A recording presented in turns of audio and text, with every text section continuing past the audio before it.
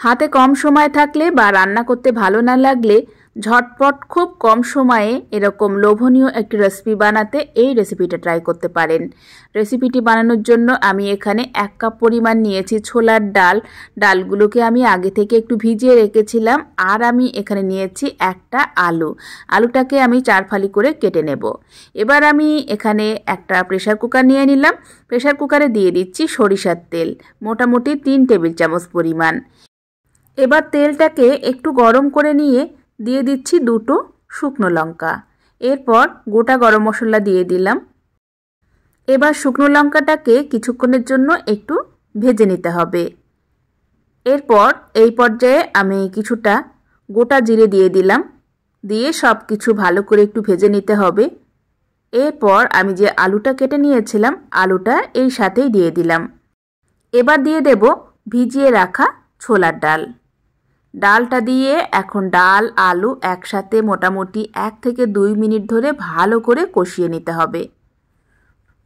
আর এই পর্যায়ে তেলের সাথে ডাল আর আলু এভাবে ভালো করে কষিয়ে নিলে ডালটা খেতে অপূর্ব লাগে।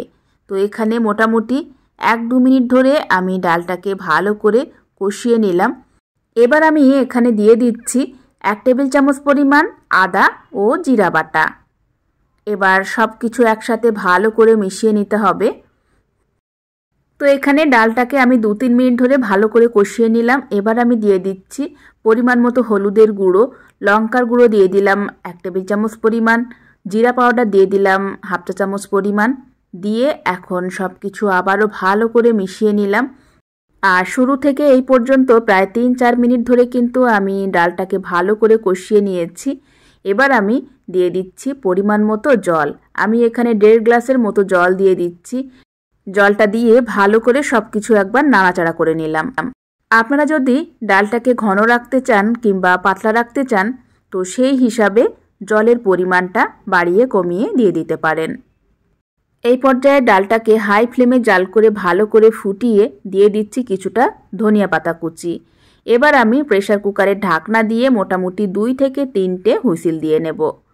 তো এখানে 2 থেকে 3টে হুইসেল দিয়ে নিলাম। দিয়ে এখন ঢাকনাটা খুলে আবারও 1-2 মিনিটের মতো জাল করে নিলাম। তো লবণটা আগে একটু দিয়েছিলাম আর এখন স্বাদ বুঝে আরও একটু দিয়ে নিলাম। দিয়ে সব কিছু ভালো করে নাড়াচাড়া করে এখন ডালটাকে নামিয়ে নেব।